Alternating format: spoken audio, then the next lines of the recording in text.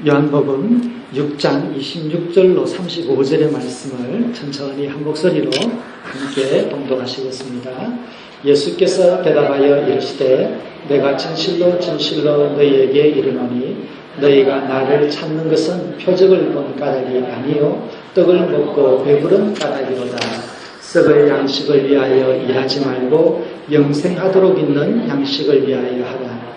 이 양식은 인자가 너희에게 주리니 인자는 아버지 하나님께서 인치신 자니라. 그들이 묻되 우리가 어떻게 하여야 하나님의 일을 하오리까? 예수께서 대답하여 이르시되 하나님께서 보내신 이를 믿는 것이 하나님의 일이니라 하시니 그들이 묻되 그러면 우리가 보고 당신을 믿도록 행하시는 표적이 무엇이니까? 하시는 일이 무엇이니까? 기록된 바 하늘에서 그들에게 떡을 주어 먹게 하였다 함과 같이 우리 조상들은 광야에서 만나를 먹었나이다. 예수께서 이르시되 내가 진실로 진실로 너희에게 이르노니 모세가 너희에게 하늘로부터 떡을 준 것이 아니라 내 아버지께서 너희에게 하늘로부터 참 떡을 주시나니 하나님의 떡은 하늘에서 내려 세상에 생명을 주는 것이니라. 그들이 이르되 주여 이 떡을 항상 우리에게 주소서. 예수께서 이르시되 나는 생명의 떡이니 내게 오는 자는 결코 줄이지 아니할 터이요 나를 믿는 자는 영원히 목마르지 아니하리라. 아멘. 오늘의 이 사건은 예수님의 동네라고 불리는 가버나움이라고 하는 곳에서 일어났습니다. 예수님이 본 동네로 이렇게 본 동네라고 이렇게 표현되어 있는 빌리지 오브 지저스, 예수님의 본 동네라고 하는 것은 바로 오늘 이 가버나움이라는 것을 얘기하는데요. 가버나움은 그 시대에 있어서 굉장히 복잡한 곳, 다운타운입니다. 갈릴리 주위에 있으니까 대표적인 어촌입니다. 근데 여기가 어촌이 굉장히 크다 보니까 거기 들어오는 수입이 많으니까 세관이 있습니다. 근데 세관에서 돈을 걷어들이면 그걸 지켜야 되잖아요. 그러니까 로마 부대도 있습니다. 로마 부대가 있으니까 뭔가 행정적인 조직을 또 해야 되잖아요. 그러니까 그 당시에 행정구역이 있습니다. 그래서 그 행정구역을 디베리아 바다라고 하는데, 디베리아 바다라고 하는 이유는 바로 그 티베리우스라고 하는 그 도시가 거기 있었기 때문에 갈릴리를 다른 말로 티베리우스 바다다, 디베리아 호수다 이렇게 부르는 거예요. 그러니까 사실 오늘 예수님께서는 한적한 곳에서 한 것이 아니라 사람들이 굉장히 많은 곳에서 오늘 말씀을 전하셨다라고 하는 것을 우리는 우선 마음속에 좀 킵할 필요가 있습니다. 그런데 오늘 이 디베리아로 오게 된, 가버나움으로 오게 된 이유가 하나 있습니다. 가버나움으로 오기 그 전날에 그곳에서부터 좀 떨어진 곳에서 예수님께서 오병이어의 사건을 일으키셨습니다. 여러분이 아는 것처럼 예수님께서 바닷가에 계셨을 때에, 호숫가에 계셨을 때에 너무나 많은 사람이 왔습니다. 아침부터 저녁까지 계속되어지는 예수님의 말씀과 기적사건 속에서 사람들은 떠나지 못하고 그곳에 있다가 저녁이 되어서 사람들을 돌려보내려고 할 때 돌아가는 길에 너무 지쳐서 힘들까 봐서 예수님께서 그곳에서 있는 떡 5개와 그리고 물고기 2마리를 가지고 많은 사람들에게 다 배불리 먹여주시는 기적을 일으킨 것입니다. 그래서 그 기적이 끝나는 대로 제자들은 배를 타고 오늘 이 가버나움으로 온 것입니다. 그리고 예수님은 산에서 기도하시다가 밤중에 그 갈릴리 호수를 건너서 이 가버나움으로 오게 되었습니다.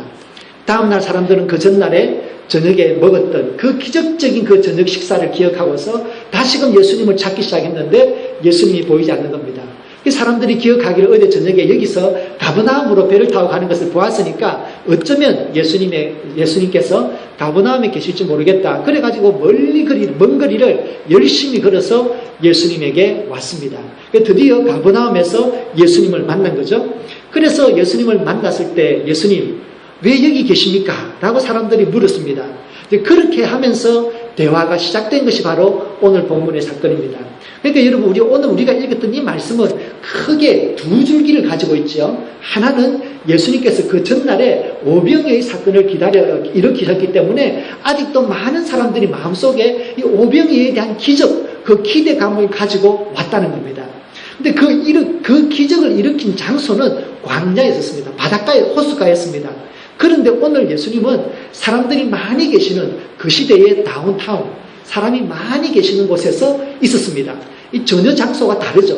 근데 그곳에서 예수님은 의도적으로 그곳을 떠나가지고 사람이 많은 곳에서 어저께 예수님의 기적을 기억한 사람들이 오는 것을 기다리시고 거기에서 예수님은 선포하셨던 것입니다. 그래서 이 큰 두 줄기를 우선 우리 마음속에 간직을 하고 오늘 말씀을 한번 들어가 보면 좋겠습니다. 사람들이 이제 예수님을 찾아왔습니다. 어제는 한적한 호숫가였습니다. 근데 오늘은 사람들이 많이 다니는 그 시대의 다운타운이었습니다. 물어보죠. 예수님 왜 여기 계십니까? 그러니까 예수님께서 오늘 우리가 읽었던 처음에 말씀하시잖아요. 내가 진실로 너희에게 이르노니 너희가 표적을 보았기 때문이 아니다. 너희가 내가 일으킨 그 기적을 보고 기적에 대한 너무 놀라움, 기적을 일으킨 분이 누굴까? 이 기적에 대한 관심을 가지고 온 것이 아니라 무엇 때문에 왔다고 그랬죠? 떡을 먹고 배부른 까닭이다 라는 것입니다. 근데 여러분, 기적과 떡을 먹고 배부른 것이 완전히 구분이 됩니까? 사실은 그들의 마음속에는 구분되지 않아요. 그런데 그들의 주된 관심은 기적을 일으킨 이 기적보다도 기적을 통해서 먹게 되는 그 맛있는 음식, 배부르게 되었다는 그 사실을 더 관심을 가지고 온 것입니다. 그러면서 예수님께서 계속해서 말씀하십니다. 썩는 양식을 위하여 일하지 말고 영생하도록 있는 양식을 위하여 일하라. 양식은, 이 영생하도록 있는 양식은 인자가 너희에게 주리니 인자는 아버지 하나님께서 인치신 자니라. 이렇게 말씀하셨습니다. 성경에 보면 인자라고 할 때 특별히 요한복음에서 인자다라고 하는 말은 사람의 아들, 이 말은 예수님께서 자기 자신을 가리키는 거예요. 그러니까 영생하도록 있는 양식을 위하여 기도하라, 일을 하라 라고 하시면서 이 영생하도록 하는 양식은 인자가 곧 내가 너희에게 주리니 내가 아버지 하나님께서 바로 인치신 자다. 하나님이 인치신 자가 바로 나다라고 말씀하신 거예요. 자, 여러분, 그러니까 여기서 갑자기 대화의 이야기가 주제가 확 바뀝니다. 그 전에 사람들은 먹을 것을 위하여 왔습니다.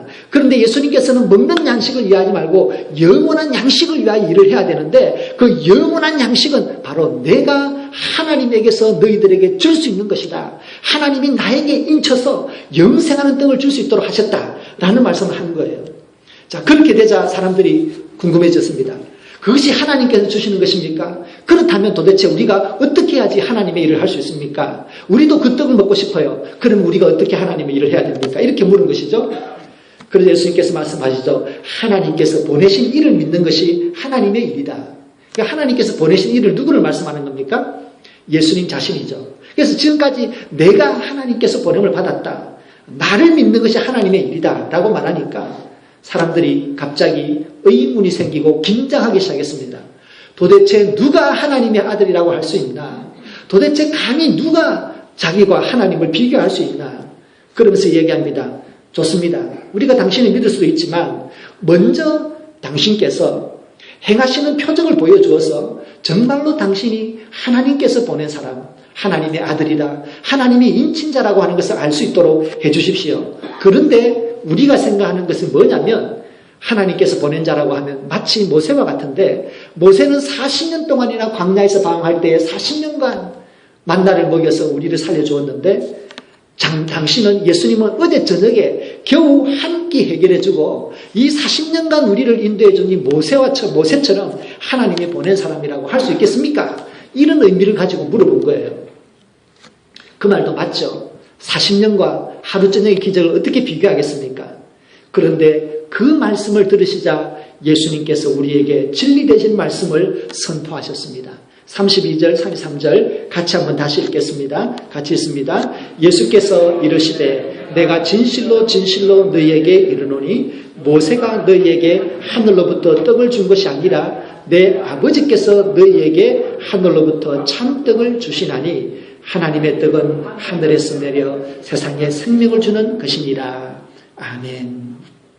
광야에서 지금까지 떡을 받았다면 이제는 우리들이 하나님의 떡을 받아야 할 때가 되었습니다. 예수님은 이제 만나의 시대를 뛰어넘어 그 만나가 상징하는 하나님의 떡으로서 영생의 떡으로서 자기 자신이 왔으며 그 떡을 우리가 받을 수 있는 때가 되었다는 것을 말씀하십니다. 주여, 그러니 사람들이 말해 주님, 그렇다면 그 떡을 우리에게 주십시오. 하나님의 떡, 영생한 떡을 주십시오. 이렇게 얘기합니다. 35절의 말씀을 같이 읽겠습니다. 예수께서 이르시되 나는 생명의 떡이니 내게 오는 자는 결코 줄이지 아니할 터예요. 나를 믿는 자는 영원히 목마르지 아니하리라. 아멘. 성도님, 오늘 이 35절에서 말씀하시는 이 내용을 마음으로 믿음으로 받아들이십니까? 정말로 예수님은 우리의 생명의 떡이 되십니다. 오늘 나는 생명의 떡이다 말씀하시는 이 말씀 속에서 우리는 두 가지를 생각해 볼 수 있습니다. 첫 번째는 나는 생명의 떡이다 라고 말씀하실 때 예수님은 자기 자신을 지금 우리에게 계시하고 있습니다. 하나님의 아들로서, 하나님의 인치신자로서, 하나님의 하늘의 떡으로서 자기 자신을 우리에게 지금 보여주고 있습니다. 여기에서 나는 이라고 하는 말은 예수님께서, 하나님께서 나는 스스로 있는 자다라고 할 때처럼 이 나는 이라고 하는 특별하게 쓰인 그 단어를 구분해서 쓰고 있습니다. 나는 생명의 떡이다라고 할 때 그저 이렇게 어떤 사실을 진술하고자 하는 것이 아닙니다. 예수님은 지금 많은 사람들 앞에서 자기 자신을 보여주고 있습니다. 자기 자신을 보여주시면서 나는 생명의 떡이다라고 말씀하십니다. 여러분, 지금 우리에게 기적을 베풀어 주시고 말씀하시는 예수님은 하나님 아들로서 자기 자신을 지금 우리에게 보여주고 있습니다. 생명의 떡으로서 우리에게 영원한 생명을 주시고자 하신 예수님, 하나님의 아들을 우리에게 스스로 계시하고 있습니다. 요한복음에 보면 예수님을 여러 가지로 계시해 주는 말씀이 많습니다. 제일 처음으로 등장하는 것이 말씀, 로고스입니다. 예수님은 말씀이셨습니다. 태초부터 있는 말씀이었고 이 세상을 창조한 능력으로 쓰인 말씀이었고 그 속에는 생명의 빛을 가진 말씀이었습니다. 우리가 그 예수님 안에서 이러한 모든 것을 바라보게 되는데 이제는 그렇게 추상적으로 태초에 계신 말씀이었다, 하나님의 영광이다, 생명이다, 이런 것을 어디에 보여줍니까? 예수, 갈릴리 나사렛 땅에서 지금 이 가버나움이라고 하는 그곳에서 자기 자신을 보여주시는 그 역사적인 예수 그리스도 속에서 우리는 보이지 아니하는 하나님을 눈에 보이는 예수 그리스도에게서 만나고 있는 것입니다. 그래서 예수님께서는 말씀하시죠. 나는 예수님은 자기 자신을 하나님의 아들로서 우리에게 계시하시고 선포하고 있는 것입니다.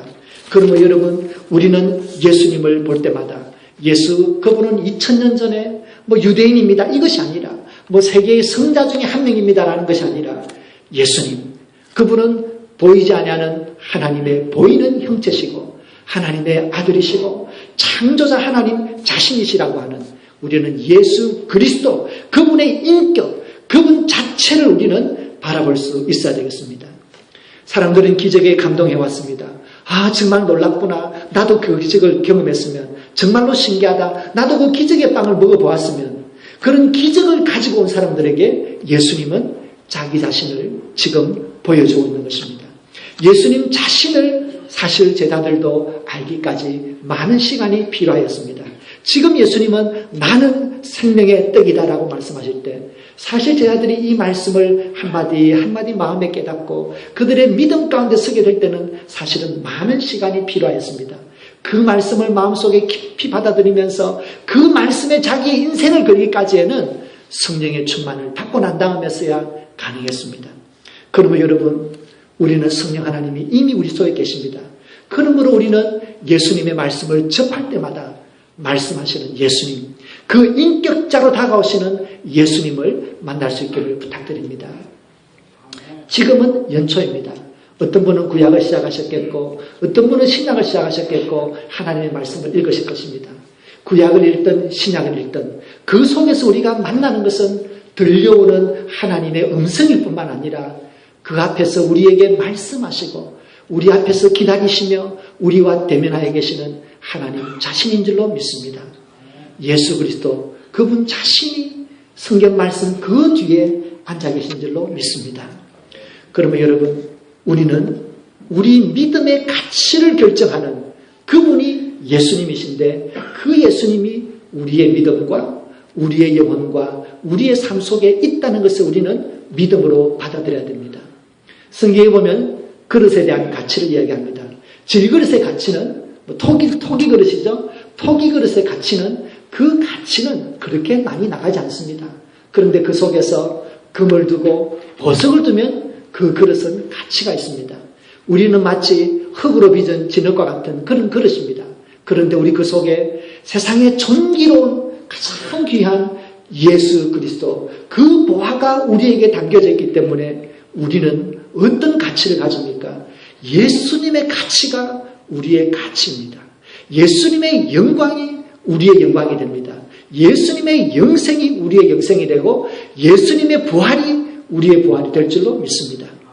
그래서 여러분, 우리 자신의 믿음이 이렇게 귀한 믿음인 것입니다. 우리 자신의 가치, 나 자신의 믿음의 가치, 내가 주일 예배를 드린다는 것, 내가 믿음을 가지고 있다는 것, 이것의 이 영적인 가치가 예수 그리스도의 가치와 똑같다라는 것을 우리가 생각할 때에 우리는 얼마나 우리의 믿음이 감사하고 귀한지 알 수 없습니다. 우리가 10년, 20년 혹은 일평생 예수님을 믿으며 살아왔습니다. 우리가 그 속에서 정말로 예수님의 가치를 우리가 생각하고 그렇다면 우리 자신의 신앙의 가치도 그렇게 귀하다는 것을 우리가 믿음으로 받아들이고 우리 자신의 믿음을 귀하게 생각해야 되겠습니다.